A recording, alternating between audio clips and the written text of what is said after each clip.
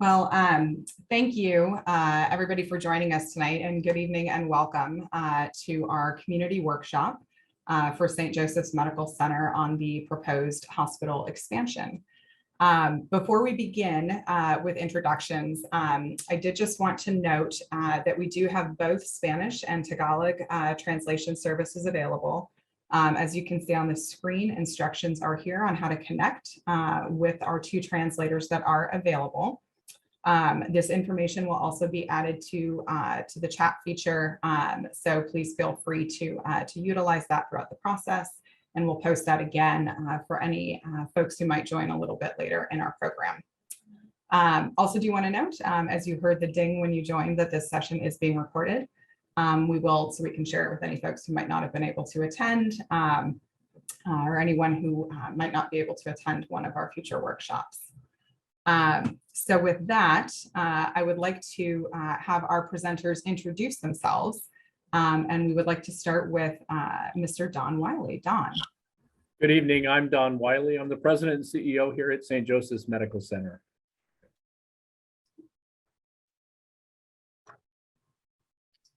Michael. Hello, my name is Michael Williams. I'm the Chief Operating Officer here at St. Joseph's Medical Center.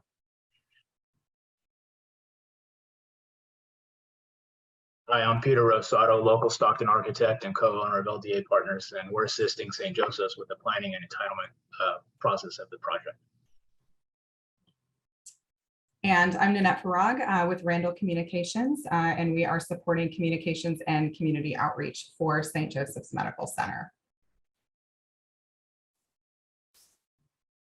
So to get started, just a brief overview of our agenda for the evening. We're going to talk a little bit about the history of St. Joseph's, some of the services that are provided by the hospital and to the community. Then we're going to have an overview of the proposed expansion. After we complete that portion, we will have an open Q&A session for the public to participate. You're welcome to include any questions at any time during the presentation in the chat. We will get to those questions during the public Q&A discussion. You're also welcome to raise your hand and ask your question live. After we finish that, we'll talk about next steps, how to stay engaged, and some closing remarks, and hoping to stay on track to let everybody get back to their evenings at 6:30 when we plan to adjourn. And just to provide a little bit of an overview about what the goal is of this workshop, obviously to, really to provide an overview and an understanding of the project, of the proposal, why the proposed expansion is being put forward, and what the timeline looks like for the project. In addition, we want to make sure that the public and members of our community have the opportunity to ask questions, provide feedback on the proposed expansion project, and really learn how to stay engaged and involved throughout the term of the project. And before we dive in to the main portion of the presentation, we did want to include a little icebreaker here, just to get to know our audience and our participants a little bit better. So you see here on the screen, there is a poll question. If we can please activate poll question number 1 for the audience. And if you could please provide us with an answer into what best describes the industry that you are employed in. So that poll question is now live, and we will leave that up on the screen for a few moments. Once it's closed, we'll click the button to share so you can see the immediate results and answers in the poll. And with that, I would like to turn it over to Mr. Wiley to kick it off. Thank you, Nanette. I'm just going to cover briefly some history. I'm not going to read the entire slide, but St. Joseph's Medical Center was founded in 1899 by Father O'Connor, and we were sponsored up until 3 years ago by the Dominican Sisters of San Rafael for almost the entire history of the hospital, 123 years. One of the things you'll notice in the detail of the slide is that we have a long history of being involved in education and training, and that continues today. And we have a long history in really providing firsts in the community. And that's something that we're really proud of and that we continue to this day in our area. If you can go to the next slide. This part of the history is a little more contemporaneous and probably of more interest to people, but you can see the first clinically involving ambulatory care, cancer services, heart care, and then ultimately expanded facilities, including the development of the Heart Center between 1994 and 96, just recently renamed the Morrissey Family Heart Institute here at St. Joseph's, named after Dr. Morrissey, who's been here for 50 years of our 123-year history. Pretty remarkable career. And also the more recent building, the Patient Pavilion, which opened in 2010, adding approximately 100 new beds, although it says 79 here. We've since added additional NICU and medical surgical beds in that building. In 2016, we did a partnership with Kaiser Permanente, or Kaiser Foundation Hospitals, which is a real partnership, forming a new company, having Kaiser be a minority investor in that company, and having some say so on our governance, has added significant activity to the hospital. And a year later, we became accredited as a sponsor for graduate medical education, which means that we are training physicians who are out of medical school in today 8 different specialties. We started the summer with 137 residents, I believe, and I'll talk a little bit more about that in just a moment. And now, again, proposing to expand our facilities, both to meet the current needs of the community, but also to meet the needs of our strategy as it relates to increasing the depth and breadth of the service lines that we already offer to the community. Next slide. One of the things that we're really proud of is that caring for our community also means that St. Joseph's is a net contributor to our community. And over the last 3 years, we have provided an investment to our community in the form of a $219 million in what we call community benefits and amenities. Majority of that, 170 million of that, is unreimbursed care, care to both the underinsured and uninsured populations that we care for, but also expanding our network and investing in residency training, community health improvement services, which is direct service to vulnerable communities, a homeless health initiative, which was a direct investment by our company into housing for homeless here in our county, and then direct investments to improve our community, primarily in the form of care coordination in the ambulatory and I would say agency sort of network realm, probably foreign to most of us. And then finally, direct grants to community agencies as a fire starter, about $1.2 million in the last 3 years.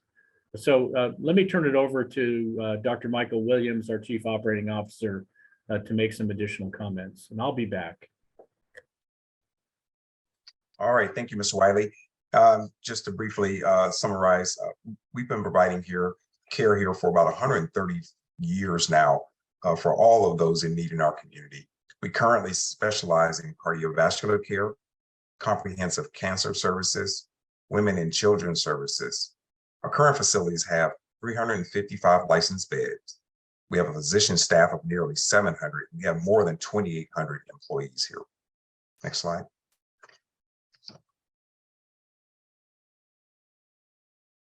This project will really allow us to adapt to better serve our community.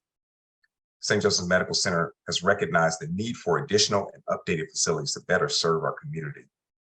We know by expanding our services and facilities and provider network, we can better align with regional growth. St. Joseph's Medical Center will work with the city and community to bring a state-of-the-art medical facility with aesthetic appeal to the heart of Stockton. The next slide. Our goal is to build a 21st century hospital for a 21st century city. We know St. Joseph's Medical Center serves one of California's fastest growing areas and provides care for a broad and diverse community. Through a carefully designed and phased master plan and proposed expansion, St. Joseph's Medical Center will strengthen its ability to provide world-class patient care. St. Joseph's is building a modern, forward-thinking hospital designed to meet the growing healthcare needs of the region. Slide. The proposed project or expansion project is proposed in multiple phases and will be designed specifically to meet the health needs of the community while respecting the local neighbors.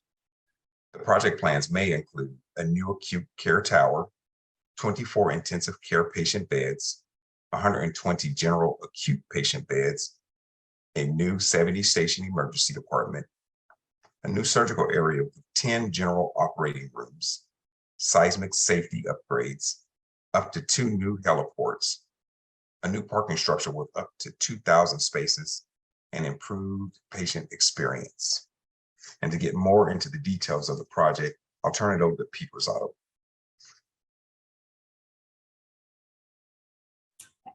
Actually, before we jump to Pete, we're going to do just another quick poll question. Thank you, everyone, for answering so quickly. So we can pull up poll question 2, which is now live. And if you can let us know if you have ever received care at St. Joseph's. So we will transition to the next slide, and I will turn it over to Pete while folks are filling out that poll question. Pete, please take it away. Great, thank you, Nanette. So now that we understand the incredible patient care that the hospital expansion project will provide, we'd like to show you how we intend to accomplish this with campus improvements. To help orientate you to the expansion, what you see on screen is the existing campus. The north edge of the property is bordered by East Cleveland Street, and the south end of the property is bordered by Harding Way. And you'll see familiar landmarks to the west across California Street, which are the Starbucks, the Weaver Medical Office Building, the Dignity Health Clinic, and the church. To the east of the hospital is the San Joaquin Catholic Cemetery. And some major components of the existing hospital are the main entrance, the hospital outpatient surgery center, the Women and Children's Pavilion, the Cancer Center, the Heart Center, the hospital core, the main wing, the ambulance drop-off, the McLeod building, the healthcare clinical laboratory, surface parking lots, the plant maintenance building, the classroom building, a vacant property, and the utility yard. The conceptual design of the new hospital expansion project has been laid out to have the least amount of impact to the existing medical services and buildings. However, we recognize that a project of this size, St. Joseph's will need to remove some buildings that no longer meet the requirements of a new hospital. As we see in the next slide, the most logical expansion for the new hospital is over the existing surface parking lot in the area just south of the McLeod Avenue. St. Joseph's is planning for flexibility and studying options to develop the most efficient plan. The new acute care tower is a multi-story building that will tie into the existing hospital and allow integration with the current medical service. You'll see that building there in the center. The expansion is exploring a design concept that may have 2 towers with a roof garden in between for patient viewing. However, from the exterior, it will appear as a single building. Parallel to California Street, you'll see a new vehicle concourse and new building entrances for the main hospital entrance and the new emergency department entrance. These new entrances face and engage the community with a more prominent location on California Street. On the east side of the building is the new ambulance drop-off, which is just a little north of the current ambulance drop-off and still accessed from Cemetery Lane. This design was laid out to maintain support facilities to the east of the site. As you'll see, we are also proposing a new parking structure, and we are working with a parking consultant to help develop the design and an efficient layout. The medical center currently has surface and underground parking spaces, which are distributed on and around the medical center. The expansion will require additional on-site parking, and we are working with a parking consultant to determine the appropriate amount. Ultimately, we're aiming to provide ample parking so that visitors and staff are not parking in the neighborhood. As we study the stall count and the scale of the structure, we understand that this building will change as the design is further developed. We are also locating a parking structure in the most logical place to provide convenient access from California Street and East Cleveland Street, while allowing the new hospital tower to connect to the existing hospital. The top level of the parking structure will house 2 new heliports. Heliports are a valuable resource and provide essential medical services for St. Joseph's. Currently, the hospital has 1 active heliport. The additional heliports will provide increased efficiency in patient care with reconfiguration of medical services within the hospital. As you can see the diagram, the heliports are located on the eastern side of the parking structure roof deck. This places them away from the neighborhood for the least amount of impact to the community. At the southern end of the campus, and as a benefit to the community, St. Joseph's will install a protected pedestrian crosswalk at Harding Way and Cemetery Lane, which will allow people to safely cross Harding Way. And finally, the existing entrances for outpatient surgery and the Women and Children's Pavilion will remain in place. Next slide, please.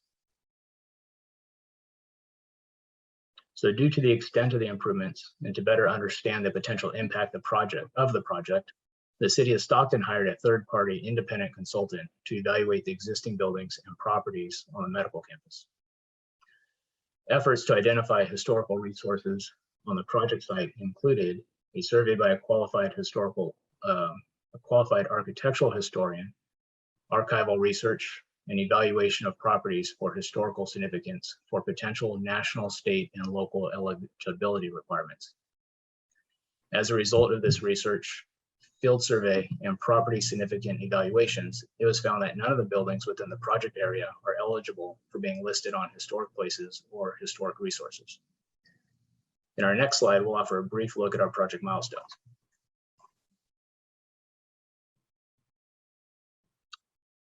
Here we are showing current project status during the entitlement phase.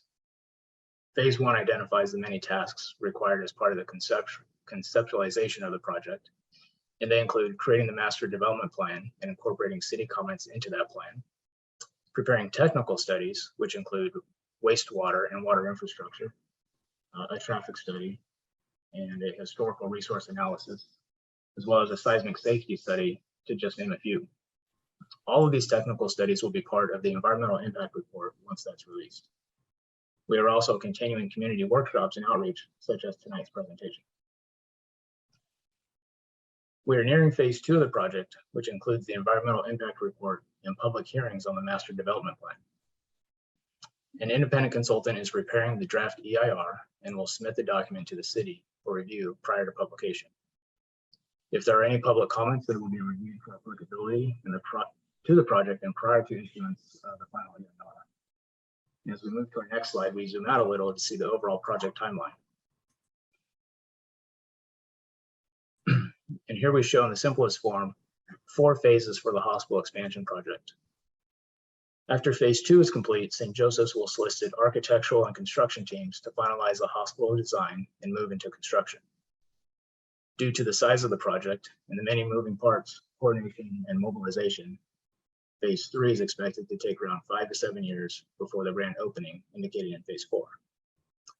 I'll pass the presentation to Nanette to cover any other information. Thank you, Pete. And I'm actually going to turn it back over to Mr. Wiley to talk about economic impact of the project. Thanks, Annette. Appreciate it. Earlier, we talked about the historical and ongoing community benefit contributions by St. Joseph's to the Stockton community.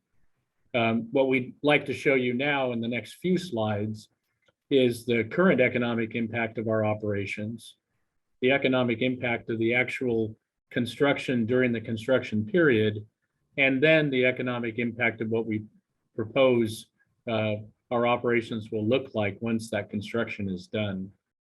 And on this slide, we show that St. Joseph's currently provides significant economic benefits to our community, $1.1 billion annually in economic activity and 6,146 jobs to support that economic activity, which includes jobs both inside the hospital and jobs that are generated through the activities of the hospital. Next slide, please. The city has asked us to quantify the economic benefits of expanding our hospital. And one of those benefits is actually occurs during the construction period. We retained an outside consultant that specializes in this type of analysis, and the consultant is widely used and uses an accepted model to analyze the impacts from construction activity and increased economic impact and benefits that will accrue for the ongoing operations once the expansion is complete. This slide summarizes the impacts of the construction activity.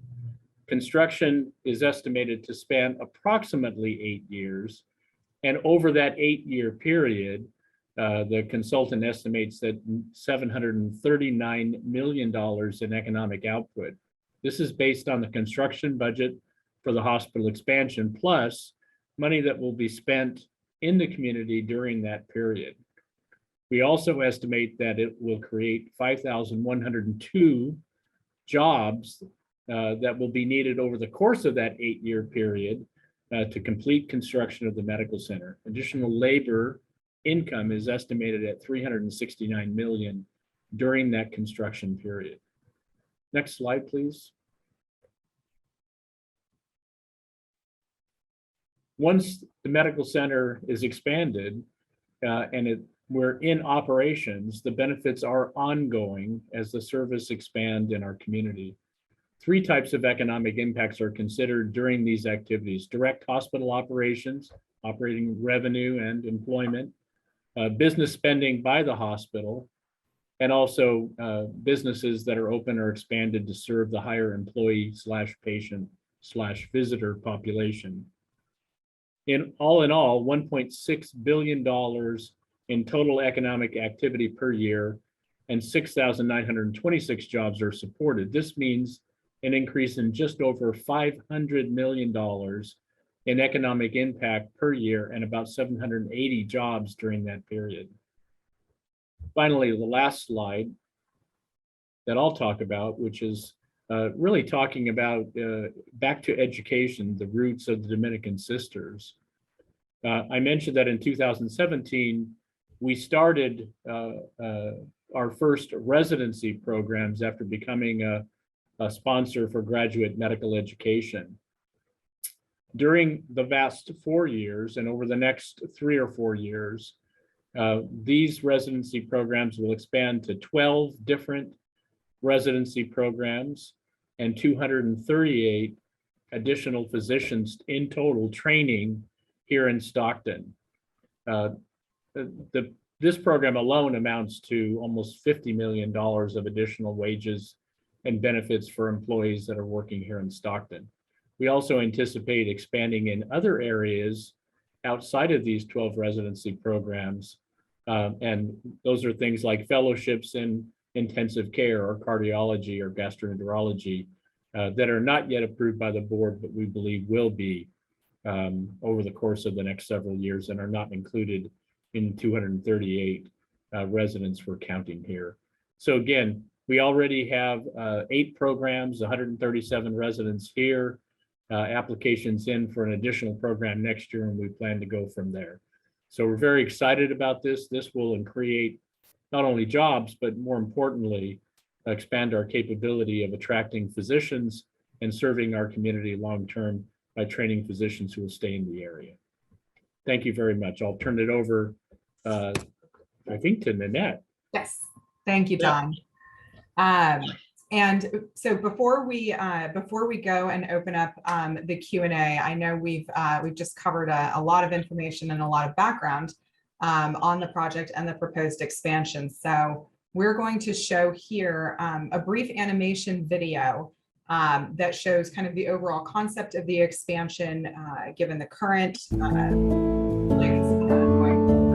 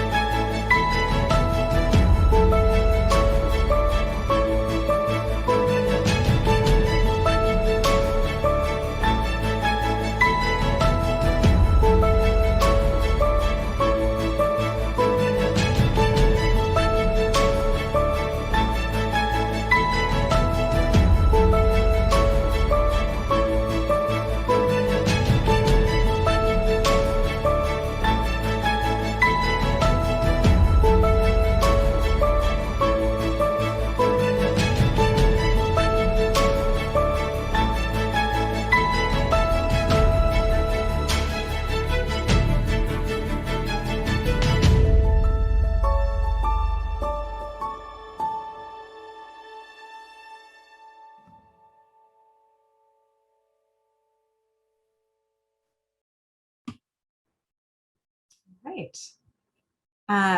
So now I would like to open it up for our Q&A and community discussion. So for the moment, I'm going to stop sharing screen so we have the full picture of everyone who is participating. And then when we wrap up the Q&A session, we will pull the presentation back up so we can finish.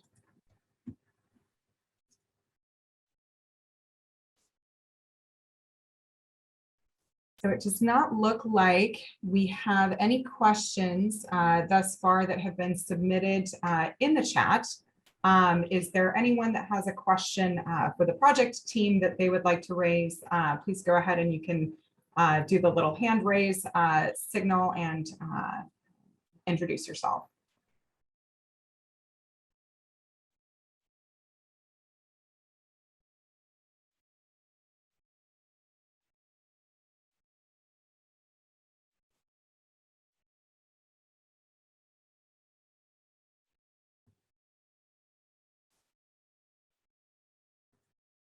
Yes, let's see, Jose. Good afternoon. I know it's early in the process. I just question for the development team, construction team. Just want to know if there is a intended general contractor selected in mind yet.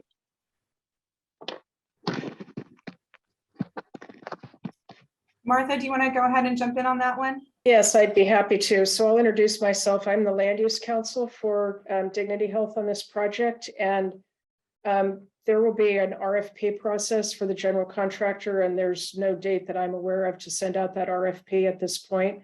Working on getting the entitlements moving forward. So the direct answer is there hasn't been a general contractor selected, but there will be an RFP process in the upcoming months. I think probably more than 3 months out would be my guess. Thank you. I know it's early in the process, and thank you very much. Yes. And it looks like Georgina. Hi, thank you. I'm with the San Joaquin Building Trades, and I was just curious in regards to the city of Stockton has implemented a local hire requirement with the community training workforce agreement for projects, for public works and things like that. Has this development team considered some type of local hire requirement? Because the economic impact would be amazing, but I'm just thinking about, say, the VA hospital, for example. As an electrician by trade, I'm totally butthurt that the electricians are coming from San Diego to build the VA hospital that's going to serve our VA, community here in this area. So I'm just curious, is that something that y'all have thought about or considered? Don, did you want me to respond to that, or? I can give some historical context. First of all, I don't control the bidding process and the selection of the general contractor. That's really done by our national real estate person. And unfortunately tonight, they're on vacation and they couldn't, the one person that could have answered that question directly. Excuse me, an indirect answer is in the past, when we've done projects, we actually have used many local contractors in the design build process, including Collins Electric as an example. So, I don't see how we would necessarily go away from that. Excuse me, but as I said, we'll probably be able to answer that question better when we had the national real estate people on the call. Thank you. So to add maybe a little bit more to that, so there has been some effort by National Real Estate, I think, to meet with some of the trades representatives and maybe perhaps even you. So they're going to continue those conversations. And I think the most important thing to keep in mind is that the general contractor will ultimately pick the subs. And so I think that's probably the concern that you have based on my understanding of what might have happened with that VA hospital project. So I think there's internal discussion going on right now with efforts to respect the comments that you all are making while balancing the pricing of the project. Hopefully both can be achieved. And if there are city requirements, we're we're going to have to comply with them. So they haven't brought any of that up to us yet, but certainly we're complying with the city rules. Thanks, Martha. Thank you, Georgina. And in the chat, we had one question that was offered. The question is, will the proposed expansion have any impact on the investments that St. Joseph's has made in the community or change any future investments? Seems like that is more of my strike zone here. Take it away, Don. Appreciate the question, actually. I mean, we're hoping that the investment in expanding our facilities will allow us to provide more service to our community. That's what we're here for, and that's the intention of us developing residency programs, and as I said, strengthening both the depth and breadth of services that we offer to the community, both in our current service lines that are robust, mentioned cancer and heart, but also in areas like orthopedics, urology, pediatrics, all of the areas that we're currently investing in with the hope of providing care. And when we open our doors to our community, we open our doors to everyone. And I like saying that because it's worked out for us. We've been financially viable in doing that, and I don't see any reason why we would change our approach. So to me, it means we'll be able to invest more, that will be more successful, and be able to continue to reinvest in improving services to our community. I know it sounds like a canned speech, but it really is what's been happening here.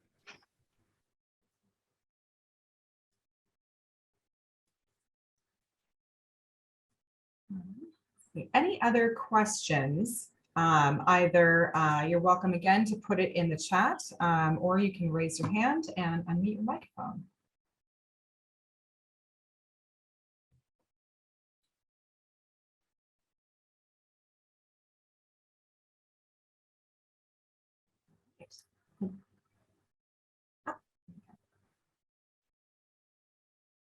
So Patricia put in the chat, will there be an opportunity for demographic percentage of hiring to mirror Stockton, demographics in Stockton when jobs are being filled? So again, we try to hire people who are here in Stockton locally because that's the most likely group of people who are going to stay long-term, especially in professional positions where we're doing a fair amount of training of new staff. And so speaking of technical and professional staff mostly, almost all of our support staff come from the local market, and we will continue to access that market. We have a number of things that we're doing in the community to try to improve access for populations that may not otherwise be able to get professional careers. One is the Healthcare Careers Academy, which is just south of us, a high school where we're offering a professional track for potential nursing students to enter Delta College with 2 years of prerequisite education and a guaranteed spot in the nursing program. These are almost all people of color and who are really coming from an underserved population here. In addition to that, we've offered the same opportunity to our employees who already work for us in what I would call maybe technical or support jobs, the ability to, if they've completed their prerequisites and have a adequate grade point average, to also get a guaranteed spot in the nursing program at Delta College. Life-changing opportunities for people. And we're in our third group of 25 students. I think our fourth group is going to start this spring. We're graduating our second group that kind of stagger every 15 months with start dates about every 7 or 8 months. So we're really proud of that program. We're not doing it alone. The San Joaquin General Hospital and Adventist Health are also partnering as it relates to the employee population. And about half of the employees come from St. Joe's and half from the other institutions. So these are just two of but I would say are many examples of where we're trying to get people who are from our local community who might otherwise not have opportunities to get a professional education and ultimately enter the workforce at in a really wonderful career job.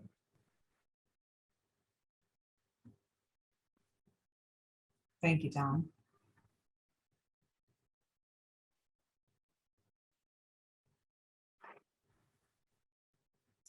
And then looks like follow-up from Patricia is, how can we view benchmarks St. Joseph's is striving for to uplift Stockton? I don't know the short answer to that, but I'd be happy to explore that and try to figure out a way that we could present it. It's certainly something that we are trying to do, and I think that we're making great strides. And Michael, I don't know if you have anything to add to that, or if you have any ideas about that, but you know, from my way of thinking, we're trying to hire people locally, and we're trying to give opportunities to folks who otherwise might not have them. Yeah, we've tried to do some benchmarking around, you know, our resident, our staff and where they live. We've been able to collect demographic information and things of that nature, but not necessarily whether from a zip code perspective. But it's something we're working with HR and we'll continue to work with so that we have better reports to bring forward. Just to comment, our work with the Healthcare Careers Academy as an example, in nursing careers and medical careers, the Hispanic population or Latinx population is highly underrepresented, and those communities are, part of the Healthcare Careers Academy, and they have opportunities that they might not otherwise have. Evening those numbers out to get us to 40 or 50% from single digit is going to take an awful lot of time. But we're part of the solution, I think, in that area, as opposed to thinking about it in any other way than these are people from our local community who, if they get the right education and training, will have opportunities for a lifetime and literally change the trajectory of their family for generations to come.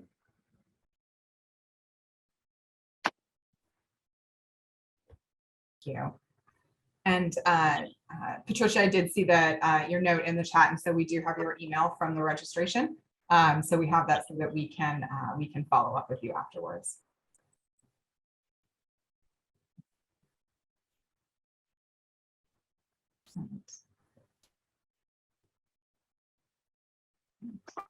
Any other questions from the group? Again, you're welcome to put the question in the chat or raise your hand.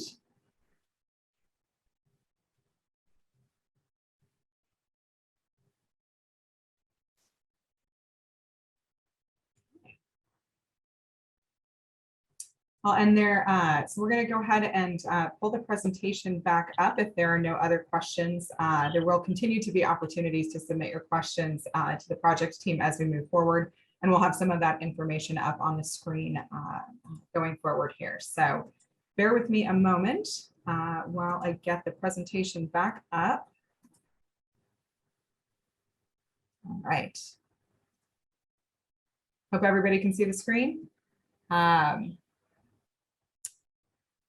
So last poll question, I promise, for the evening, but one last question. So if we can activate poll question number 3, we'd just like to get an idea of kind of where people reside in relation to the hospital. So the poll question is now live. If you can let us know how close you live to St. Joseph's Medical Center. Once we have answers submitted to that, we'll close the poll and share the results with the group.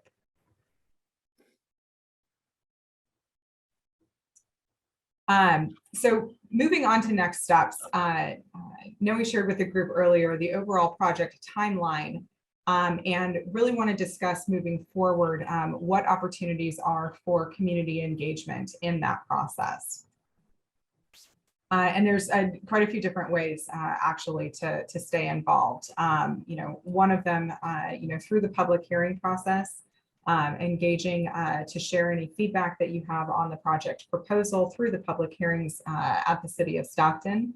As this does move forward, we will continue to share updates with those who are interested in staying apprised of the project, with regular email updates and updates on our website of some of those milestones that we talked about earlier. So that is one way. Another way is exactly what we're doing here tonight, and joining us for some of our community workshops. We've had a couple already. We have a couple more workshops next week, actually. We do have one in person and one via Zoom. That information is also posted on the website where people can register. And those will continue to come forward in the coming weeks and months. And then finally, as I had mentioned, staying apprised on email. Anyone who has signed up and registered for this informational workshop tonight, we do have your email address and you will be added to our email list. So as we continue to reach project milestones, have updates, new community workshops, and opportunities for engagement, we will continue to keep you informed throughout that process. And then finally, through our website, everything that we have talked about here tonight is currently available on our website. We also have that information available in Spanish and Tagalog as well. So a fact sheet, frequently asked questions, email contact information, and in addition, we do post the recordings of these community workshops. So individuals who might not be able to attend, or if you think of something after the fact, you want to go back and refresh your memory, these recordings are shared on that website for people to watch. So feel free to share them with other friends and members of your community. And then lastly, how to stay informed. So again, if something pops into your mind, you have a follow-up question after we wrap up today, or you want to share something with the project team, you can email us at sjmcinfo@dignityhealth.org. And you can find the website and with all of the information that I have just talked about at dignityhealth.org/Stockton/expansion. And so with that, that is going to conclude my portion of the presentation, and would just like to turn it over to Don to see if he has any closing remarks or final thoughts before we wrap up this evening. Thank you very much, Nanette. I want to thank our project team for helping us put this on tonight. And I also want to thank the members of the community who cared enough to participate and also to provide some provocative and maybe challenging questions, but certainly ones that we look forward to trying to address directly. And we appreciate your interest both in our local community, local employment, local economic development, and we're interested in all of those things just as much as you are. But we also want to make sure that we're transparent in our process of making available information to our community about what we're up to and what we're trying to accomplish.